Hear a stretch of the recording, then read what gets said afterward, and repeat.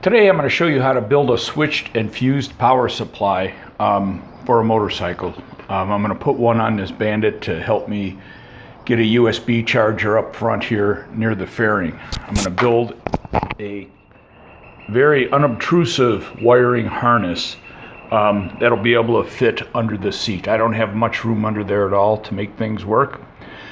What will happen with this is when the ignition is turned on, it will power 3 circuits, each of them fused. So it's a very simple process. Parts are very inexpensive, and it'll allow you to set up any powered devices you want or need on your bike. So let's get to it. Let's talk about the parts that we're going to need for this. Each one of these parts has been sourced out at a local auto parts store. This is a relay switch. This is the unit that's going to turn the power on and off with the bike. All of the requirements and needs that I've got are basically charging electronics at this point. But even if it wasn't, the last thing you want to do is to have something continue to drain the power just because you forgot to unhook it. Very common. This is a 5-pin one. You can get 4-pin ones, either one. And I'll show you how to hook that up.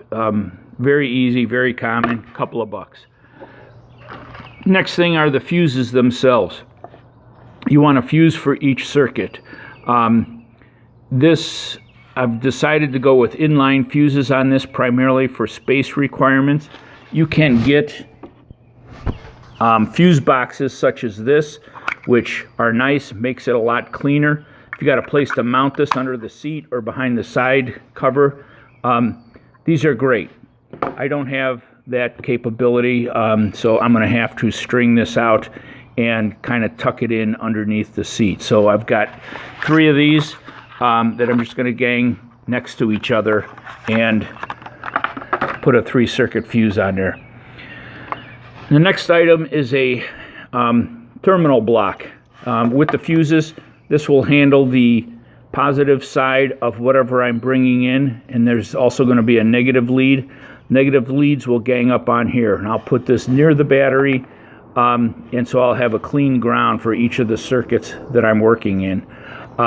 Very small, very easy to do on here.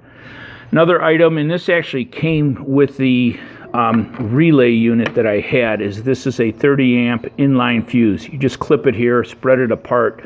This will be in between the relay switch and the battery. Added protection. This will handle if everything starts pulling too much or whatever happens on this. This is just added precaution. Last thing you want is a little fire under your butt while you're driving on here. And then, which won't be part of the harness, but what reason I'm doing all of this is the USB charging unit. This is going to go front of the bike on the fairing somewhere. It's got 2 terminals, a positive and a negative, and that'll come back and we'll put it into one of these circuits as we go through here. The last item we're going to need is a roll of this electrical splicing tape. It's a 3M product. You can pick it up at Lowe's or Home Depot for about $2.50. This one came in 30-foot lengths, and it's basically nothing but a roll of rubber tape, no adhesive on it, with protective backing on it. You take the tape, you take the backing off, and you stretch it as you wrap it around whatever you want to, and within a few minutes the rubber will fuse to itself, and so what you'll have is a fully rubber encased item, in this case the harness. It's going to last a long time, and it'll make everything just totally weather resistant. So that's all we need, so let's get started with this.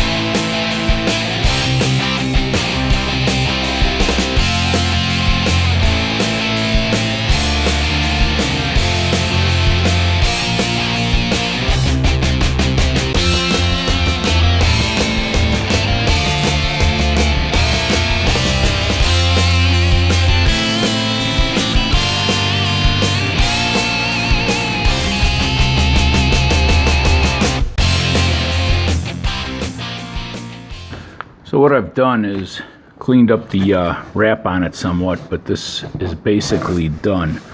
Got the relay switch, the fuse box, your power ends. They will coincide with the color coded here, obviously.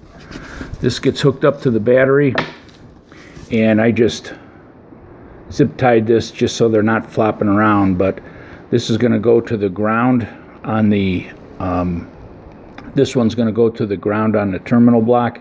This one will splice in to either the tail light or the tail or the license plate lamp on there. Once the tail light or the license plate lamp goes on, that will engage the relay and power all of these. So, and as you can see, you can make these as long or as short as you want, and kind of zip tie them to the frame or tuck them under things, but this is about as unobtrusive as you can get. We've got a 30 amp fuse from the battery that'll protect the entire thing, and then you can put whatever level fuses that you want on here. So that's it for the harness, and I think the next step will show you how it's going to be laid out inside the Suzuki.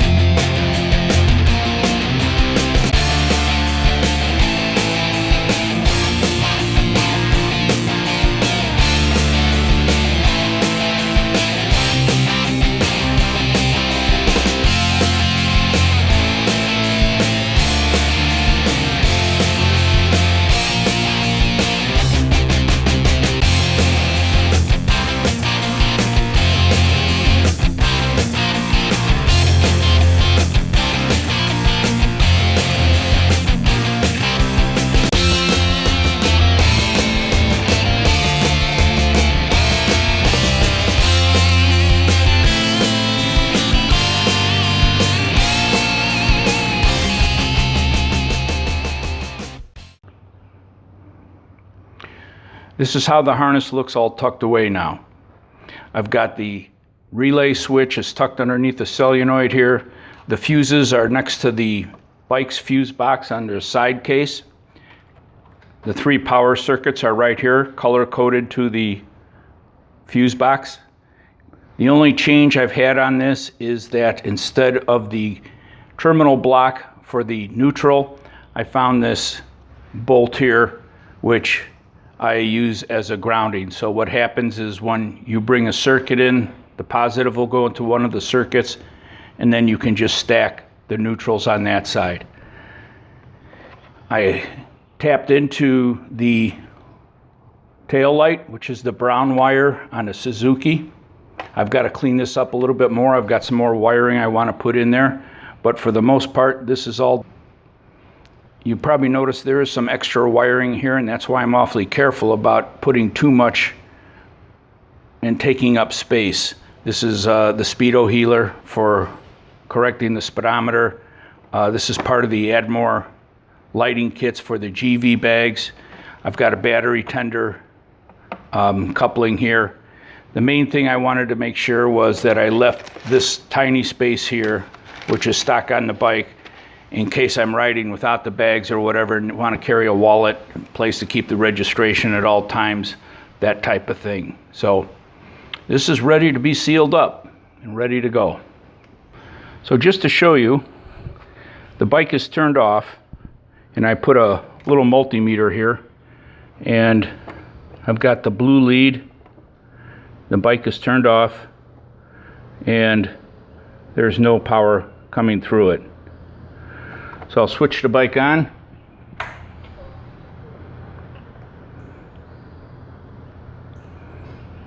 and we've got 12 volts coming through.